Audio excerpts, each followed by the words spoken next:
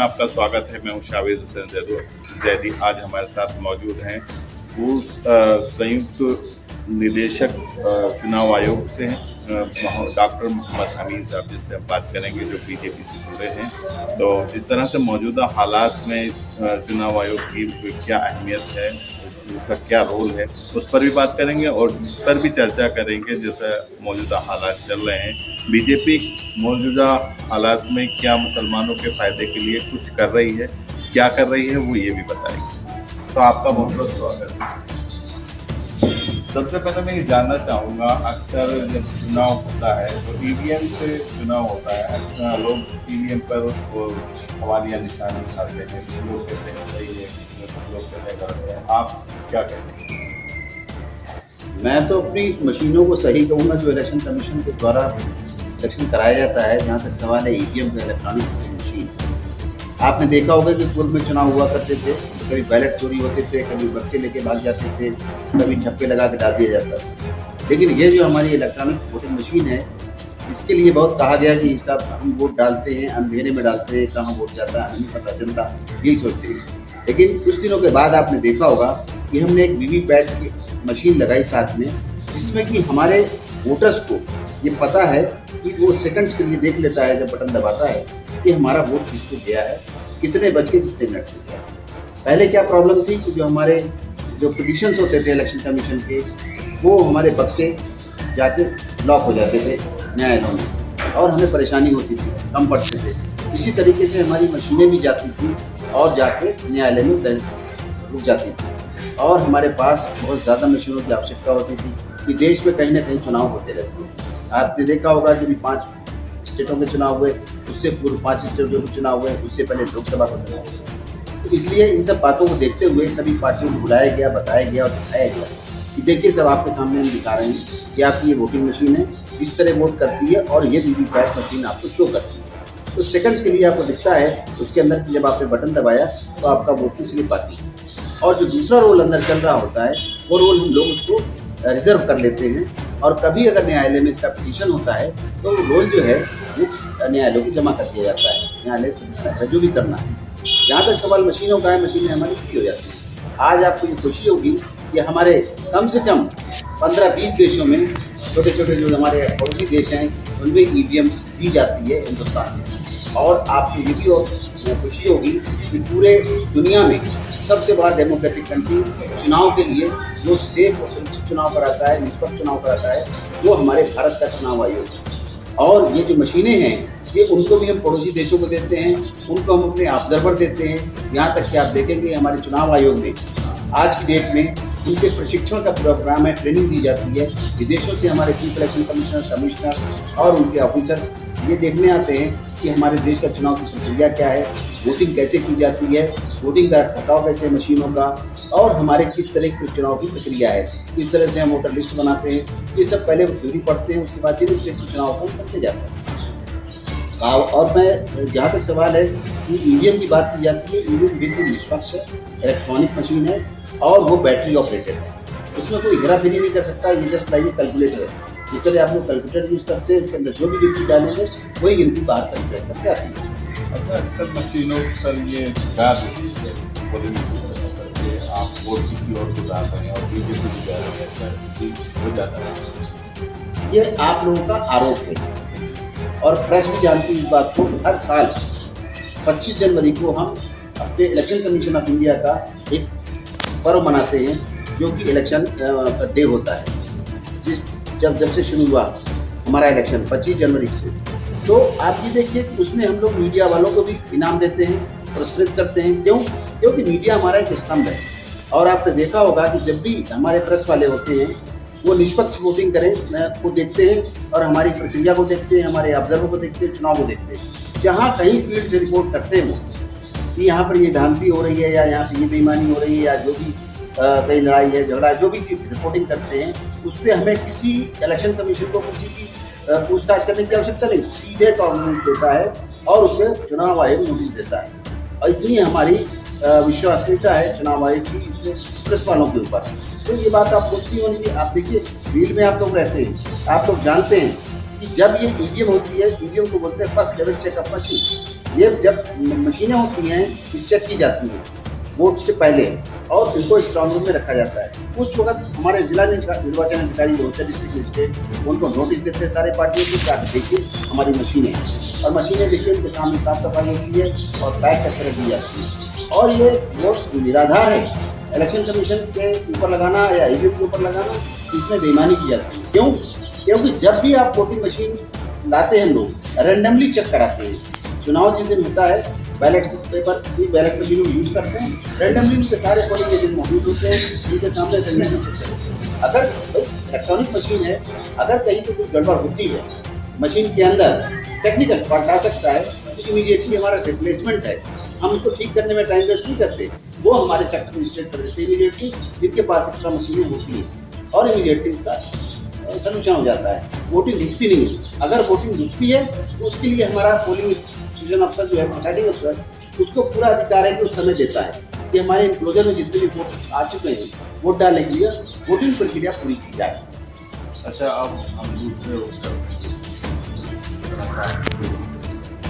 तो आज मुसलमान जो है कहीं ना कहीं चाहिए हालात में तो मुस्लिमों को लेकर बड़ा ही एक माहौल अलग सा हो गया, तो उसके बारे में क्या कहेंगे? ये जो हालात पैदा हुए हैं, कुछ लोगों का आरोप है कि इसमें संघ से जुड़े लोग शामिल रहे हैं, तो आप क्या कहेंगे ये जो हालात? देखिए, ये तो बदनाम करने की साजिश है। अभी आपने देखा पंजाब में दंगा हुआ, वहाँ बीजेपी की सरकार नहीं है। आप जहांगीरपुरी की बात करते हैं, यहाँ पे दिल्ली की सरकार है, यहाँ पे भारत सरकार नहीं है। अब आप कैसे इल्ज़ाम लगा सकते हैं कि बीजेपी वाले या भारत सरकार अपने को बदनाम करने के लिए करेगी?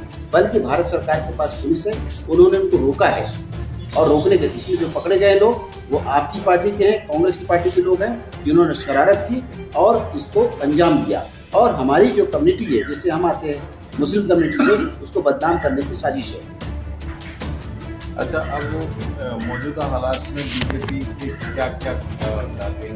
मुसलमान के सेवा चाहते हैं, मुसलमान को फायदा होगा इस बारे में? देखिए, जहाँ तक सवाल रहा, अब अभी तक आज़ादी के जो इतने साल हुए उसमें कांग्रेस पार्टी भी रही, उसमें मैं कहता हूँ सच्चर कमेटी बनी, किसने बनाई? कांग्रेस ने बनाई। उसका क्या फ़ायदा मिला?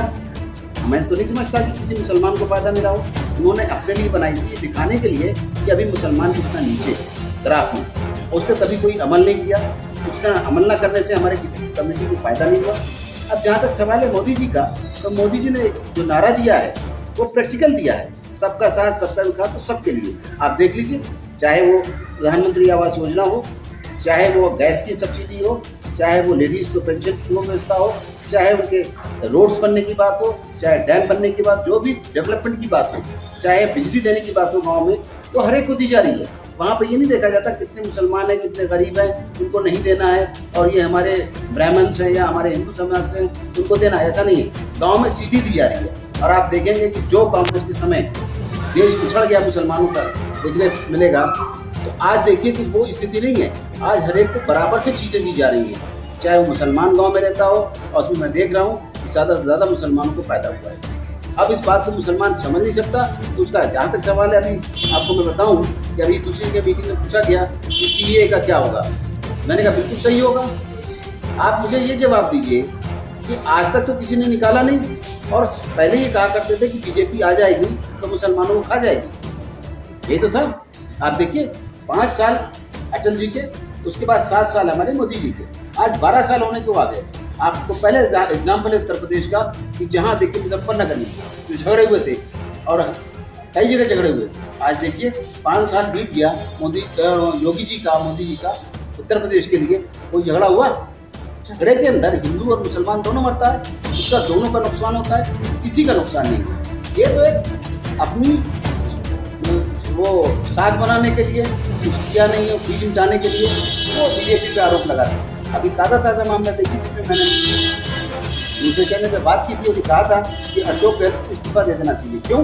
कि अशोक गहलोत राजस्थान के रहने वाले हैं, जोधपुर से एमएलए हैं, जोधपुर के रहने वाले हैं, वहीं से पहले भी एमएलए थे, वहाँ के होम मिनिस्टर रहे, स्टेट के अध्यक्ष रहे कांग्रेस के, इतने सीनियर लीडर हैं। उनके यहाँ मैं समझता हूँ कि स्टेट के अंदर चीफ मिनिस्टर के अंदर सबसे अच्छा स्टाफ लगाया जाता है, चाहे एसपी हो या डीएम हो, क्या उनकी प्रशासन सो रहा था? आप बात कर रहे हैं एजेंसी की, लोकल इंटेलिजेंस होती है हमारी, जो सीआईडी होती है स्टेट की, सीआईडी अलाइव होती है। सीएम के गांव में और शहर में झगड़ा हो रहा है तो थम नहीं रहा है, इसलिए कौन जिम्मेदार है? उसके लिए सीएम खुद जिम्मेदार है, उनकी सरकार का फेल्योर है। आज वो बीजेपी वालों पर इल्जाम लगाते हैं, ये कहना बिल्कुल गलत है। अच्छा, मैं एक और सवाल करता हूँ। हमारा देश किसी भी कास्ट का या कोई भी दल का चुनाव में तो आपको बीजेपी ने अभी तक काफी का जो मामला रहा वो बहुत कम रहा है। तो क्या आने वाले जो 2024 का चुनाव होगा देश का, तो उसमें क्या मुस्लिमों के लिए कुछ बताया जाए? देखिए, ये तो हमारे मुसलमान बिरादरी को सोचना है कि उनके लिए कौन अच्छा कर रहा है। उनको ये सोचना चाहिए कि शासन के साथ मिलके, सरकार के साथ मिलके, आज आप देखिए उत्तर प्रदेश में मुसलमानों ने सबसे आगे बढ़ के वोट दिया है। इसको? अखिलेश को। उसके बाद उनके यादों ने उनको वोट दिया है। क्यों? ये मुसलमान कहाँ जा रहा है? कांग्रेस से कटा तो वहाँ जा रहा है। और 10% आज हमने बीजेपी को वोट दिया है। आप देख रहे हैं, अगर आप देखिए तो मुसलमानों की विश्वसनीयता होनी चाहिए सरकार के प्रति, क्योंकि उनके दाता हैं वो, उनके शासक हैं। उनके साथ मिलकर नहीं चलेंगे तो कोई स्कीम का कोई फायदा उनको नहीं होने वाला। इसलिए उनको आगे बढ़ के साथ आना चाहिए।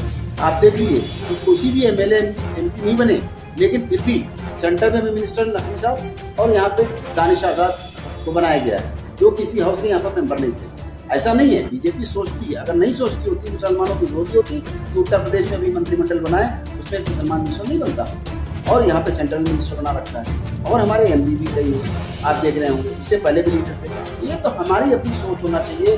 हमें अपने लोगों को बढ़ाने के लिए हमारे समाज को आगे आना चाहिए और खुल के बताना चाहिए बीजेपी को कि हम आपके साथ हैं। तब बीजेपी पे विश्वास करेगी और ज़्यादा से ज़्यादा टिकट देगी।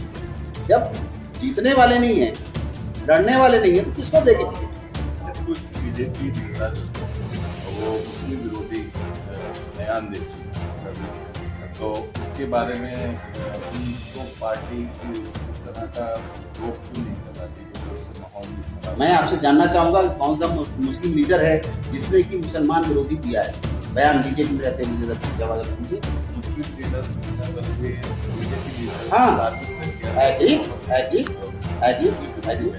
ये वो लोग हैं जो मोदी जी के दोस्त नहीं हैं, ना बीजेपी पार्टी के दोस्त हैं। वो अपने लिए जीते हैं और अपने लिए मरते हैं। उन लोगों से मोदी जी खुश नहीं हैं। उनके कहने से ना कोई शासन और शासन में बदलाव आ रहा है। मोदी जी और योगी जी, उत्तर प्रदेश का आपका है, योगी जी चला रहे हैं। सेंटर का है, मोदी जी चला रहे हैं। उसमें कोई ऐसी परेशानी की बात नहीं है, ना ही मुसलमान को परेशान होना चाहिए। यह हमारा देश है, हम यही मरे हैं, यहीं जिए, हमारे बाप दादे ही रहे, हमें इसी जन्मभूमि में रहना है और हमें समाज के साथ रहना है और मिलजुल के रहना है। वही सच्चा मुसलमान है जो अपनी सरजमीन के लिए समर्पित रहे। तो आगे आने वाले जो चुनाव हैं बीजेपी से जोड़ ले रहे, तो क्या उम्मीद की जाए? क्या बाकी में कुछ? मेरी यही अपील है कि जो हमारा बुद्धिजीवी वर्ग है घरों में बैठे, इन लोगों को आगे आना चाहिए। उसमें हमारे मौलवी हैं, मौलाना हैं, पढ़े लिखे स्कॉलर्स हैं और जो हमारे ऑफिसर्स हैं, रिटायर्ड ऑफिसर्स हैं, जैसे आप देख रहे हैं मुझे कि मैंने ज्वाइन किया है और आके यहाँ पर हम समाज की सेवा कर रहे हैं। हम अच्छे लोग अगर जुड़ेंगे तो पार्टी भी हमारे बारे में सोचेगी, हमारा भविष्य देगा और हम लोगों को अपनी आने वाली नस्लों के लिए कुछ दे के जाना है। इसलिए हमें बीजेपी के साथ रहना होगा और बीजेपी के लिए कुछ करना होगा पार्टी के लिए। और देखिए, पार्टी में जब आप जाएंगे तब पता चलेगा। पार्टी कभी नहीं कहती किसी चीज़ को। मोदी जी का भी कहना है कि हर आदमी अपनी पद्धति पूजा करे। उन्होंने ये भी कहा कि एक हाथ में कुरान, एक हाथ में मदरसे में कंप्यूटर। क्यों कहा? मदरसे को बदनाम किया गया, लेकिन मोदी जी ने कभी ऐसा रूल नहीं रखा। हमारे मौलवी लोग पैसे कमाने के लिए कि हमको हिसाब ना देना पड़े, इसलिए वो चंदे लेके चलाना चाहते हैं। सरकार से पैसा, सरकार को छूट देना चाहती है। सरकार हर काम करने को तैयार है। लोग बढ़ के तो आ गए, 50 स्कीमें हैं हमारी, चाहे वो लेडीज़ के लिए हो, बच्चों के लिए हो, माइनॉरिटी से हो और गांव में जो बैठे हुनर हाट है, कोई भी देख लीजिए, हर चीज़ है। माइनॉरिटी कमीशन क्या नहीं है हमें, लेकिन हमारे मुसलमान भाई ना तो पढ़े लिखे नहीं है, अगर पढ़े लिखे हैं तो समझ नहीं है, ना वो समझना चाहते हैं। तो मेरे यही विनती है लोगों से, यही मेरा रिक्वेस्ट है उनको समझें शासन की बात को और शासन के साथ मिलकर चले और मोदी जी कंधा से कंधा मिलाएं और इसका उनको रिजल्ट मिलेगा आने वाले समय में। Thank you very much. जिस तरह से हमने डॉक्टर मोहम्मद अमीन साहब से बात की, उन्होंने बताया कि आने वाला जो समय है बेहतर होगा और मोदी जी काफ़ी कुछ मुसलमानों के बारे में सोच रहे हैं। ये समय बताएगा।